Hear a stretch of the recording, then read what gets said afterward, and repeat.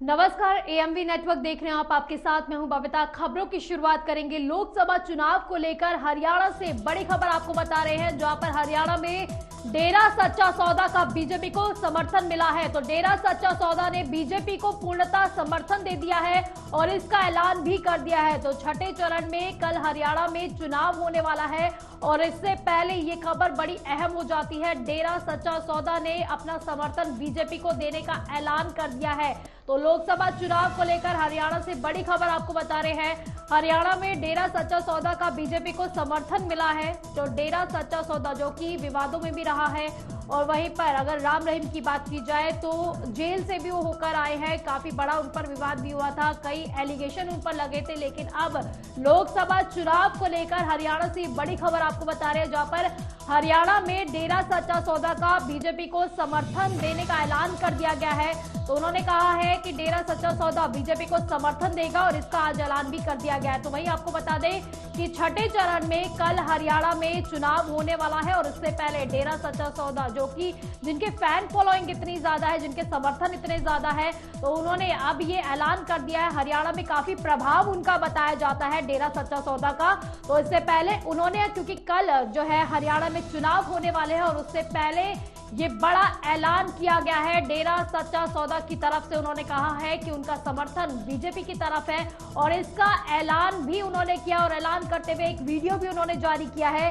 तो छठे चरण में कल हरियाणा में चुनाव होने वाला है और उससे पहले डेरा सच्चा सौदा ने जो समर्थन दिया है, क्योंकि काफी ज्यादा इनकी फैन फॉलोइंग भी है, इनके अनुयायी भी है, और वहीं आपको बता दें विवादों से इनका बहुत बड़ा नाता रहा है, जेल भी होकर आए हैं। तो वहीं पर डेरा सच्चा सौदा ने अब एक बड़ा ऐलान कर दिया है। तो हरियाणा में डेरा सच्चा सौदा जो कि ज्यादातर विवादों में दिखाई देते हैं, घिरे रहते हैं, विवादों से पुराना नाता रहा है। तो वहीं पर आपको बता दें कि डेरा सच्चा सौदा ने ये ऐलान कर दिया है कि वो अपना समर्थन बीजेपी को देने वाले हैं। तो ये ऐलान करते हुए उन्होंने ये वीडियो भी जारी किया है। तो छठे चरण में कल हरियाणा में चुनाव होने वाला है और उससे पहले डेरा सच्चा सौदा की तरफ से ये बड़ा ऐलान किया गया है। वहीं आपको बता दें कि हरियाणा में काफी प्रभाव इनका माना जाता है।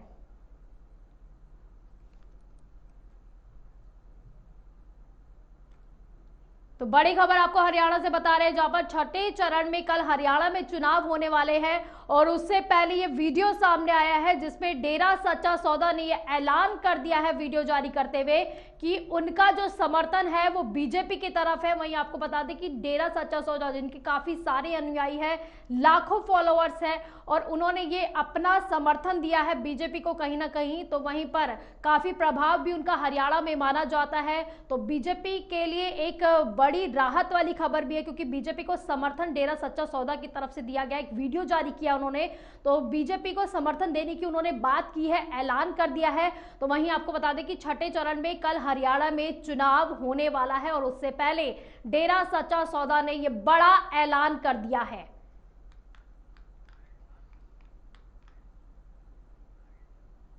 तो ज्यादा जानकारी के लिए हमारे रिपोर्टर नगेंद्र भाटिया हमारे से जुड़ गए हैं। नगेंद्र, कल हरियाणा में चुनाव है और उससे पहले एक वीडियो जारी हुआ जिसमें डेरा सच्चा सौदा ने यह कह दिया है कि जो उनका समर्थन है वो बीजेपी की तरफ है।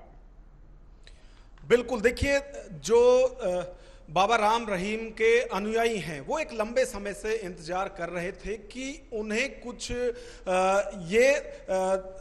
किसी भी तरह का आदेश आए कि किसका इस बार समर्थन करना है। और लगातार ये माना जा रहा है कि बीजेपी के कुछ नेता बाबा राम रहीम की जो मुंह बोली बेटी हैं हनीप्रीत, उनके संपर्क में थे और वो लगातार ये उनसे रिक्वेस्ट कर रहे थे कि बीजेपी के समर्थन में वो अपने अनुयायियों को आदेश दें। लेकिन ये कहा जा रहा है कि 3 से 4 दिन का वक्त उस वक्त मांगा गया था और उसके बाद भी कोई जब आदेश नहीं आया हनीप्रीत की तरफ से, तो उसके बाद फिर बीजेपी के नेता गए। और आप इसको एक रणनीति के तहत भी समझ सकते हैं बबीता, कि यदि 3 या 4 दिन पहले ये समर्थन की घोषणा हो चुकी होती तो उससे बीजेपी को कुछ नुकसान हो सकता था फायदे के बजाय। आप देखिए देखिए कि बाबा राम रहीम जो हैं उनके ऊपर हत्या और बलात्कार जैसे संगीन ना सिर्फ आरोप हैं, संगीन जी। आरोप हैं बल्कि वो दोषी भी करार दिए गए हैं कोर्ट की तरफ से, और वो अभी सजा काट रहे हैं इन आरोपों की। तो आप देखिए कि यदि 4 दिन पहले समर्थन की घोषणा हो जाती तो विपक्ष की तरफ से बीजेपी को घेरा जाता कि एक रेपिस्ट और हत्या के जो दोषी हैं उनके द्वारा इनको सपोर्ट की जा रही है। लेकिन अब क्योंकि चुनाव का जो प्रचार है वो थम गया है, तो अब कम से कम मंचों के माध्यम से कांग्रेस तो के नागेंद्र, नेता इस क्योंकि तरह के ऐन आरोप मौके पर ये ऐलान किया गया है डेरा सच्चा सौदा की तरफ से, और जिस तरह से अभी आपने जानकारी भी दी और बताया भी है दर्शकों को भी कि अगर इसका ऐलान कर दिया जाता तो विपक्ष को एक तरह से मौका मिल जाता घेरने के लिए, लेकिन अब ऐन मौके पर सच्चा सौदा ने ये ऐलान कर दिया है तो कितनी मुश्किलें विपक्ष के लिए भी बढ़ जाएगी, और वहीं पर क्या ये रणनीति के तहत किया गया है पूरी चीजें? बिल्कुल बबीता, देखिए यदि बाबा राम रहीम की बात करें तो देश भर में उनके 6 करोड़ से ज्यादा अनुयायी हैं, और जो सबसे ज्यादा प्रभाव उनका है वो हरियाणा में ही है। हरियाणा की 10 में से 8 सीटों पर उनका सीधा प्रभाव है। और जब ये घोषणा हो चुकी है कि जो भी अनुयायी हैं उनको समर्थन करना है बीजेपी के उम्मीदवारों का, तो इसको फिलहाल बीजेपी को इसका फायदा मिलता हुआ दिख रहा है। और यदि इस तरह के कोई आरोप लगाए भी जाएंगे तो क्योंकि अब वो खुले मंच से नहीं लगाए जा सकते हैं, जैसा कि करेक्टर और आरोप और दोषी भी वो साबित हो चुके हैं, तो उसका अब बहुत ज्यादा नुकसान नहीं होगा। फायदा ज्यादा यहां बीजेपी को होता हुआ दिख रहा है, खास तौर से 10 में से 8 सीटों पर। आप देखिए कि लगातार जो डेरा सच्चा सौदा के सीधे जुड़े हुए लोग हैं, जो अनुयायी हैं, फॉलोअर हैं, वो लगातार ये इंतजार कर रहे थे कि कुछ उनके लिए घोषणा की जाए कि वो इस बार किसका समर्थन करेंगे। और आप देखिए कि 2014 का जो लोकसभा चुनाव था उसमें भी समर्थन किया गया था डेरे के द्वारा बीजेपी का, और उसका भाजपा को बड़ा फायदा मिला था। आप देखिए कि जब एक बार फिर से समर्थन मिला, देखने वाली बात होगी, क्योंकि बहुत बड़ा टर्निंग पॉइंट आ गया है जो चुनावों को भी काफी दिलचस्प बना देता है। और वहीं पर अब सच्चा सौदा बाबा का अब साथ मिल गया है, बीजेपी के लिए कितना ज्यादा फायदेमंद होगा, कितना नुकसानदेह, वो अब 4 जून को पता चल जाएगा। फिलहाल के लिए बहुत बहुत शुक्रिया नागेंद्र आपका इन तमाम जानकारी के लिए। अगली बड़ी खबर का रुख करेंगे दिल्ली से। इस वक्त की बड़ी खबर आपको बता रहे हैं, दिल्ली में वोटिंग से पहले बीजेपी की बड़ी मांग, तो बुर्के वाली वोटर की चेकिंग हो, बीजेपी की तरफ से मांग रखी गई है। तो दिल्ली बीजेपी ने चुनाव आयोग को इसको लेकर चिट्ठी भी लिख दी है, तो महिला कर्मचारी ज्यादा से ज्यादा तैनात की जाए, तो बीजेपी की तरफ से ये मांग रखी गई है। तो वहीं आपको बता दें कि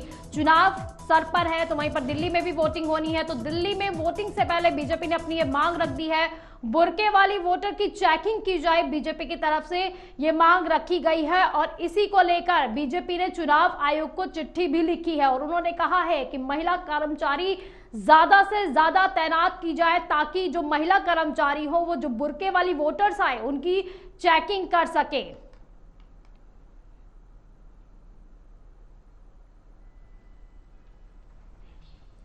तो दिल्ली में वोटिंग से पहले बीजेपी ने एक बड़ी मांग और नई मांग रख दी है। उसमें उन्होंने कहा है कि जो भी बुर्के वाली वोटर्स आती है उनकी चेकिंग की जाए, तो बीजेपी ने मांग रख दी है।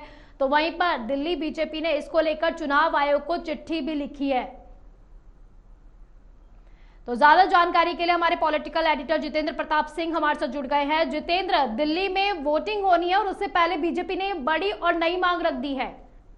बिल्कुल, और ये कोई मांग जो है बीजेपी की तरफ से पहली बार नहीं की गई है। हैदराबाद में भी इस तरीके की मांग जो है माधवी लता ने किया था जब ओवैसी के खिलाफ जो है वो कंटेस्ट कर रही थी, और वहाँ भी देखा गया था कि भारी संख्या में जो मुस्लिम जो महिला जो थी वहाँ पर मतदान करने के दौरान अपनी आइडेंटिफिकेशन जो है वो क्लियर नहीं कर पा रही थी। तो उसी को ध्यान में रखते हुए दिल्ली बीजेपी के जो प्रदेश सचिव हैं किशन शर्मा, और इसके अलावा भारतीय जनता पार्टी के कुछ विधायक और पदाधिकारीगण चुनाव आयोग से शिकायत की है उन्होंने और उनसे मांग की है कि दिल्ली में जो भी महिला मतदाता अगर बूथ पर पहुंचती है तो उससे पहले उसकी विशेष निगरानी रखी जाए और जब वो वोट डालने जाए तो उससे पहले किसी महिला पुलिस अधिकारी या फिर चुनाव आयोग के किसी महिला अधिकारी के द्वारा उसकी जांच पड़ताल की जाए और जब तक उसकी आइडेंटिफिकेशन स्पष्ट न हो जाए तब तक उसे मतदान नहीं करने दिया तो जाए। जितेंद्र, चुनाव आयोग को चिट्ठी जो लिखी गई है, चुनाव आयोग ने इस पर क्या जवाब दिया है?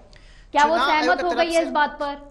चुनाव आयोग की तरफ से अब तक कोई प्रतिक्रिया भी फिलहाल नहीं आई है, क्योंकि चुनाव आयोग में कोई भी पॉलिटिकल पार्टी या कोई भी जो है विधायक या सांसद या जनप्रतिनिधि जा सकता है और अपनी शिकायत वहाँ पर या अपनी समस्या वहाँ पर दर्ज करवा सकता है। अब चुनाव आयोग के ऊपर निर्भर करता है कि वो इस विषय के ऊपर कितनी गंभीरता दिखाता है, क्या इस तरह की किसी प्रकार की कोई व्यवस्था दिल्ली में करता है या फिर नहीं करता है। चूँकि कल दिल्ली में 7 सीटों पर छठे चरण में मतदान होना है और दिल्ली में कुल लोकसभा की 7 सीटें हैं और कल एक ही बार में जो है सभी सीटों के ऊपर चुनाव हो जाएगा और दिल्ली के अंदर में भारी संख्या में मुस्लिम मतदाता हैं और इसके अलावा बड़े पैमाने पर रोहिंग्या और बांग्लादेशी भी हैं। इसलिए दिल्ली बीजेपी की तरफ से ये मांग की गई है ताकि किसी भी गलत वोटर को वोटिंग जो एरिया है वहां पर नहीं जाने दिया जाए और कोई भी गलत जो मतदाता है वो वोटिंग नहीं कर सके। लेकिन जितेंद्र, सवाल यहाँ पर ये उठता है कि बीजेपी ने चिट्ठी कब लिखी है और चुनाव, क्योंकि आपने अभी जानकारी भी दी है और सभी जानते हैं कि कल वोटिंग भी होने वाली है दिल्ली में, तो चुनाव आयोग ने अभी तक जवाब भी नहीं दिया है और समय भी इतना नहीं बचा है कि जवाब दे पाए जल्दी से। बिल्कुल, देखिए चुनाव आयोग के पास जो है सब कुछ जो है सेंट्रलाइज सिस्टम है और दिल्ली कोई बहुत बड़ा स्टेट नहीं है और बहुत ज़्यादा सीटें दिल्ली के अंदर नहीं है, सिर्फ 7 सीटें हैं और छोटा सा दिल्ली यूटी है, इसलिए वहाँ पर प्रबंध करना कोई बड़ी बात नहीं है चुनाव आयोग के लिए। मगर देखना ये होगा कि चुनाव आयोग इस मांग को कितनी गंभीरता के साथ लेता है। लेकिन भले चुनाव आयोग की तरफ से कोई प्रतिक्रिया इस मुद्दे के ऊपर ना आई हो, लेकिन सियासी गलियारों में इसको लेकर के चर्चाएं खूब तेज हो रही है, राजनीति भी गर्मा गया। वहीं पर अब इंतजार उसका है कि चुनाव आयोग कब तक इस पर अपना जवाब देता है और क्या कुछ जवाब देता है। फिलहाल के लिए बहुत बहुत शुक्रिया जितेंद्र आपका इन तमाम जानकारी के लिए।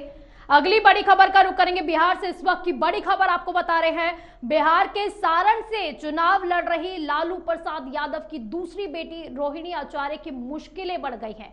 पूर्व मुख्यमंत्री राबड़ी देवी के सुरक्षाकर्मी के दुरुपयोग के मामले में बॉडीगार्ड जितेंद्र सिंह को सस्पेंड कर दिया गया है, तो वहीं पर सरकारी सुरक्षाकर्मी जितेंद्र सिंह को राबड़ी देवी की बेटी और सारण से आरजेडी उम्मीदवार रोहिणी आचार्य के साथ चुनाव के दिन सारण जाने के मामले में सस्पेंड किया गया है। तो सारण के एसपी से रिपोर्ट मिलने के बाद पटना के एसएसपी राजीव मिश्रा ने जितेंद्र सिंह के खिलाफ ये कार्रवाई की है।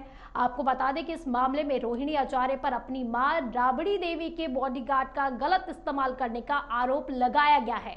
इस मामले में बिहार पुलिस की एक स्पेशल टीम भी गुरुवार को राबड़ी देवी के 10 सर्कुलर आवास पहुंचकर जानकारी उन्होंने साझा की, ली भी है उनसे जानकारी। तो वहीं पर हालांकि इस दौरान पुलिस टीम ने आवास के बाहर पुलिस बैरक में ही राबड़ी देवी की सुरक्षा में तैनात बॉडीगार्ड्स के रोस्टर की जानकारी भी एकत्र की है। देखते रहे।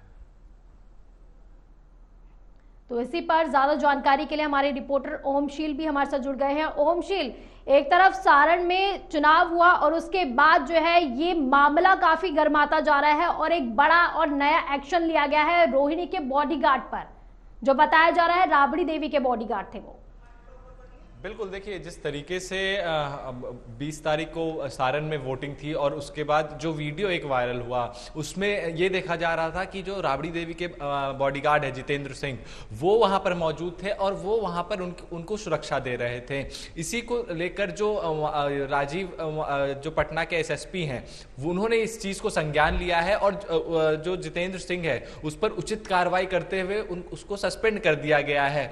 अगर राबड़ी देवी आपको पता है होगा बबीता की राबड़ी देवी पूर्व मुख्यमंत्री रह चुकी हैं, तो उनको सिक्योरिटी मिली हुई है, लेकिन राबड़ी देवी के सिक्योरिटी के दम पर उनकी बेटी ये एक क्या कह सकते हैं शक्ति प्रदर्शन करे या फिर अपने चुनावी क्षेत्र में जाके अपना प्रचार प्रसार करे, तो कहीं ना कहीं ये काफी सवाल खड़े करने वाला है, चाहे वो आरजेडी हो उस पर भी और रोहिणी आचार्य हो उस पर भी। जब पटना के एसएसपी जब राबड़ी देवी के आवास पहुंचते हैं तो उसके बाद जब पहुंचकर रोस्टर देखा जाता है कि कौन कहां पर किसकी ड्यूटी कब लगी हुई है, वो सारे जांच वाच करने के बाद उसके बाद फिर जब कार्रवाई होती है, कई सारे ऐसे भी बॉडीगार्ड्स हैं जिन पर अभी कार्रवाई होना बाकी है, लेकिन इस पर अब जेडीयू भी हमलावर है। जेडीयू के जो प्रवक्ता है अभिषेक झा, उनका भी साफ तौर पर कहना है कि बॉडीगार्ड मिला है मां को और ऐश बेटी कर रही है, तो तमाम तरीके के जो ये आरोप है जेडीयू द्वारा भी लगाए जा रहे हैं। तो ये जो चाहे हम वो बात करें, क्योंकि 20 तारीख को जो मतदान हुए सारण में, वहां पर रोहिणी आचार्य के खिलाफ एक एफआईआर भी दर्ज हुआ, जो वहां पर बवाल हुआ था, मारपीट हुई थी वहां पर, तो रोहिणी आचार्य पर वहां पर एफआईआर दर्ज हुआ है, तो कहीं ना कहीं अब उससे भी जोड़कर इसे देखा जा रहा है। अब देखने वाली बात ये होगी कि इस पर कार्रवाई क्या होती है, और इस पर अभी तक एक बॉडीगार्ड को सस्पेंड किया गया है। अब आने वाले टाइम में और कौन कौन वहां आरजेडी की तरफ से क्या कुछ रिएक्शन सामने आ रहा है, क्योंकि राबड़ी देवी भी कहीं ना कहीं कटघरे में खड़ी हो गई है, बेटी का नाम भी सामने आ रहा है, आरजेडी के तरफ से क्या कुछ रिएक्शन अभी तक सामने आया है? देखिए, आरजेडी का अभी तक औपचारिक रूप से कुछ कहना नहीं है, और अगर हम बात करें रोहिणी आचार्य की, तो रोहिणी आचार्य पहली बार सारण से चुनाव लड़ रही हैं और वो सिंगापुर से की रहने वाली हैं। अब आरजेडी का ये कहना है, जो अगर हम गुप्त सूत्रों के माने, तो आरजेडी के कुछ नेता अंदर खाने ये कह रहे हैं कि अगर किसी नेता को या फिर हमारे किसी नए कैंडिडेट को उतना सुरक्षा नहीं मिल पाता है बहुत कम टाइम में, तो हम कैसे भी सुरक्षा प्रदान तो करवाएंगे, लेकिन ये उचित नहीं है बबीता कि अगर आप एक पूर्व मुख्यमंत्री का आप सिक्योरिटी आप किसी और को दे दें, तो कई सारे इसमें सवाल खड़े हो रहे हैं। अब ये जांच का विषय है और जांच के बाद ही सभी सवालों के जवाब भी बहुत जल्दी मिल जाएंगे। फिलहाल के लिए बहुत बहुत शुक्रिया हूं आपका इन तमाम जानकारी के लिए। तो वहीं पर उत्तराखंड के केदारनाथ धाम में हेलीकॉप्टर पायलट की सूझबूझ से बड़ा हादसा टल गया है। केदारनाथ में हेलीकॉप्टर में तकनीकी खराबी के कारण इमरजेंसी लैंडिंग करानी पड़ी है। तो वहीं हेलीकॉप्टर में 6 यात्री भी उस समय सवार थे। तो वहीं पर हालांकि हादसे में किसी तरह की जान माल का नुकसान नहीं हुआ है। तो वहीं पर रुद्रप्रयाग के आपदा प्रबंधन अधिकारी ने बताया है कि हेलीकॉप्टर सिरसी हेलीपैड से 5 यात्रियों को लेकर केदारनाथ धाम जा रहा था। इसी दौरान अचानक कैस्ट्रेल एविएशन कंपनी के एक हेलीकॉप्टर में तकनीकी परेशानी सामने आई। इसके बाद लगभग 7:05 पर हेलीकॉप्टर को केदारनाथ धाम के हेलीपैड से लगभग 100 मीटर पहले इमरजेंसी लैंडिंग करवानी पड़ी थी। अधिकारी ने यह भी बताया कि हेलीकॉप्टर के पायलट कल्पेश का हवाला देते हुए उन्होंने बताया है कि हेलीकॉप्टर में बैठे सभी यात्री सुरक्षित हैं और वहीं पर हेलीकॉप्टर की सुरक्षित लैंडिंग के बाद यात्रियों ने राहत की सांस भी ली है। अगली खबर का रुख करेंगे। प्रधानमंत्री नरेंद्र मोदी ने आज हिमाचल प्रदेश में पहली जनसभा नाहन के चौगान मैदान में की है। इस दौरान पीएम ने विपक्ष पर जमकर निशाना भी साधा है। उन्होंने कहा कि हिमाचल में कांग्रेस ने पहली कैबिनेट में पुरानी पेंशन देने का वादा किया था, लेकिन पेंशन तो नहीं मिली, कैबिनेट जरूर टूट फूट गई है। उन्होंने आगे कहा कि महिलाओं को 1500 रुपए मिले क्या? पहली कैबिनेट पे 5 लाख नौकरियां मिली क्या? महिलाओं को नौकरी तो छोड़ो, ये तालाबाज भी सरकार है।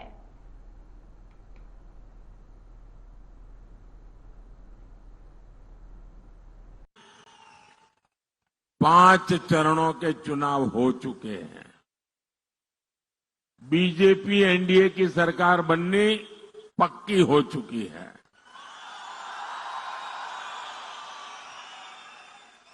और अब हिमाचल 4-0 से हैट्रिक लगाएगा। और हम तो देवभूमि के लोग हैं, हमारी एक भी चीज कभी बेकार नहीं जाने देते। तो कोई हिमाचली अपना वोट बेकार जाने देगा क्या? अपना वोट बेकार जाने देगा क्या? वो उसी का वोट देगा ना जिसकी सरकार बनेगी। और जिसको वोट देगा उसकी ही सरकार बनेगी, ये हिमाचल में पक्का है।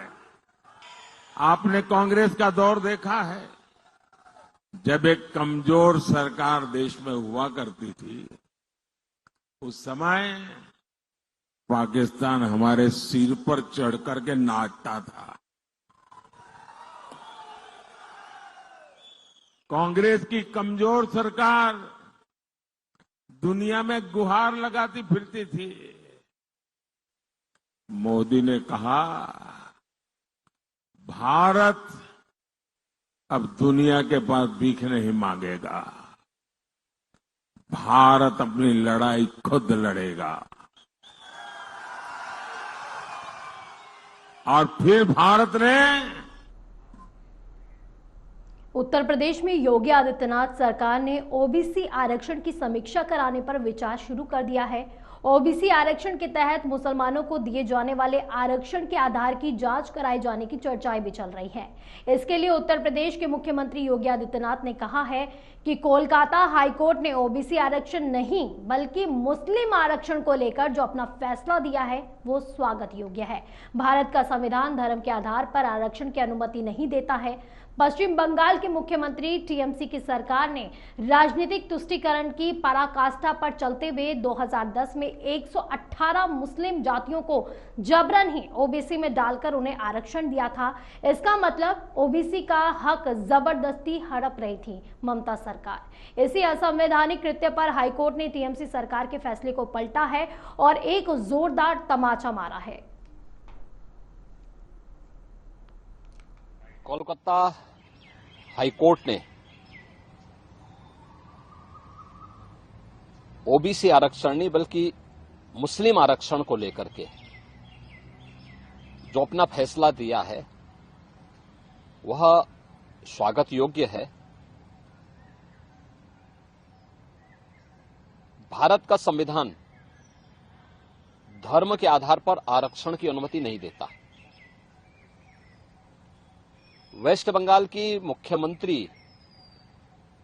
टीएमसी की सरकार ने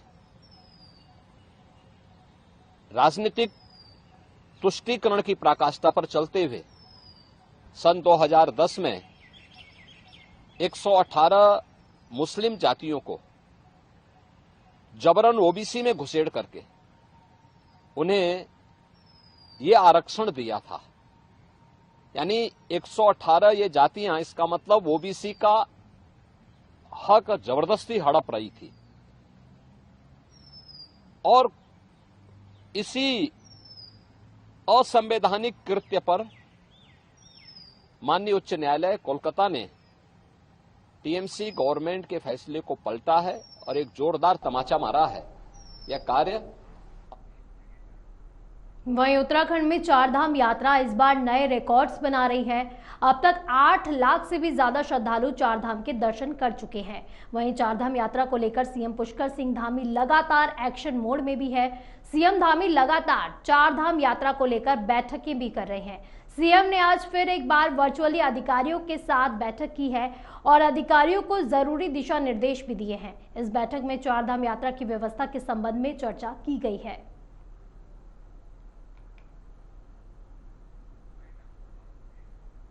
बुलेटिन में फिलहाल के लिए बस इतना ही। आप देखते रहिए एएमवी नेटवर्क। नमस्कार।